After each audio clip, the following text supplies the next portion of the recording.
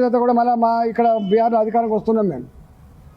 అట్లా ఒళ్ళు వంచి చెమట వడిపి ప్రజలకిచ్చిన హామీలు అమలు చేసి ప్రజల ప్రేమను పొందగలిగి అధికారంకి వస్తున్నాం తప్ప లేదు ఉత్తగానే మీరు ఈవీఎంలు మ్యానిపులేట్ చేసిందా? మరి నీవు ఈవీఎంలు మేనేజ్ చేసినావా? ఇక్కడ మీరు ఇక్కడ జూబ్లీహిల్స్లో ఈవీఎంలు మేనేజ్ చేసినావా? జూబ్లీహిల్స్లో దొంగ ఓట్లు వేసుకున్నావా? దొంగ ఓట్లు నమోదు చేసుకున్నావా? కర్ణాటకలో మరి మీరే గెలిచిండ్రు, తెలంగాణ మీరు గెలిచిండ్రు, ఎవరు ఈవీఎం పనిచేయలేదా? నువ్వు గెలిస్తేనేమో ఒక న్యాయం, ఇతరులు గెలిస్తేనేమో ఓడ్ చోర్. ఇదేం ఏం చేస్తావో చెప్పాలి కానీ ప్రజలకు ఒక ప్రతిపక్ష పార్టీగా నువ్వేం చేస్తావో చెప్పాలి కానీ వాటికనే కనబడుతూనే ఉంది. ఇట్లనే ప్రజల కోసం బరిగీసి కొట్లాడే తత్వం నీలో లేనప్పుడు, నీ పార్టీకి అది లేనప్పుడు నీ పార్టీ మూడపోయే ప్రసక్తి లేదు. అక్కడ సరి చేసుకోండి కానీ ఇతరుల మీద వచ్చేసే ప్రయత్నం చేయదు. మీ పార్టీలోనే కొందరు ఎంపీలు రెడ్డి గారి ఆయన చెప్తాను మేము ప్రచారం చేస్తాం, ఆయన మాకేం చెప్పలేదు అన్న ఆరోపణలు చేశారు. ఇలా అయితే రాబోయే రోజుల్లో కూడా కాంగ్రెస్ పార్టీ మరోసారి అధికారంలోకి వస్తాం. ఎంపీ అరవింద్ అన్న దానికి అనుగుణం సార్, మీరు కూడా సరిగా ఏదో వచ్చి రానట్టు వచ్చారు కానీ ప్రచారానికి కలగలుపు లేదు, ఐక్యత లేదు బీజేపీలో అన్నది జూబ్లీహిల్స్ ఉప ఎన్నిక ప్రచారంలో బయటపడ్డది. ఇప్పుడు నేను ఇంత చరిత్ర చెప్పినోండి, ఇప్పుడు ఇంత చరిత్ర నా మధ్యలో కూడా ఉంటుంది కదా, నా అంతరాత్మ ఉండదా మధ్యలో?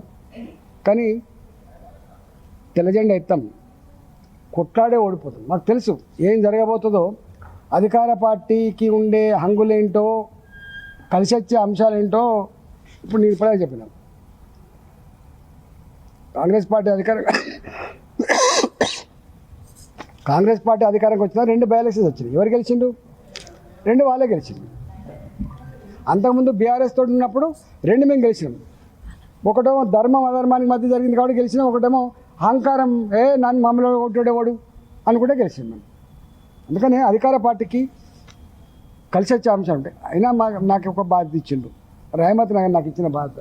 మేము రోజు ఒక 400 మందిని 500 మందిని మేము రోజు పోయి ప్రచారం చేస్తున్నాం. మేము ఇంటింటికి ప్రచారం చేసిన, నేను ఒక్కరోజు చేయలే, నాకు ఇచ్చిన రోజులు నేను చేసి వచ్చిన. ఇట్లా సగం చేయం. రెండోది కూడా ఏంటంటే, ఇప్పుడు ఎన్నికలు ఎప్పుడు వచ్చినా కూడా పార్టీ అంత బాధ్యత వహిస్తుంది తప్ప ఒక కిషోర్ గారు బాధ్యత వహిస్తారు, లేకపోతే ప్రెసిడెంట్ గారు బాధ్యత వహిస్తారు, అట్లా ఉండదు కదా. ఎంటైర్ పార్టీ సిస్టమ్ కదా. హుజూరాబాద్లో మునుగోడులో కొట్లాట జూబ్లీహిల్స్లో చేయలేదు బీజేపీ అనేది ఆరోపణ. నేతలు ఎందుకు ఆసక్తి చూపించారు? ఇప్పుడు నేను ఒక్కొక్కటే అంటున్నా, ఒకవేళ మేము వాస్తవం కదా ఇప్పటిదాకా చెప్పిన రఘునందన్ రావు గారు ఏం చేసిండ్రు, రామలింగారెడ్డి గారు చనిపోగానే ఏం చేసిండు రఘునందన్ రావు? ఏం చేసిండు? ఇంటింటి తిరిగిండు ఖాళీ బట్ట కట్టుకుంటా.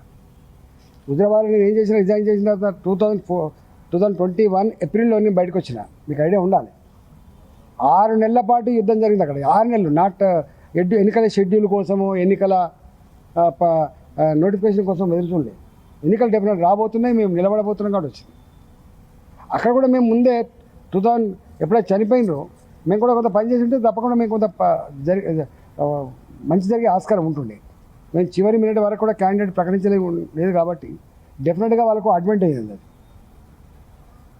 అది దాచుకునేది ఏముంది? ఎందుకు అడ్వాంటేజ్ అయిందంటే గంతకైంది. అప్పటికే వాళ్ళు చనిపోయినటువంటి వాళ్ళు సానుభూతితో ఏడ్చుకుంటూ వాళ్ళు తిరిగిండ్రు, మీకు తెలుసు. అధికార పార్టీ కాబట్టి లోపల ఏం చేసుకోవాలి వాళ్ళు చేసుకున్నారు.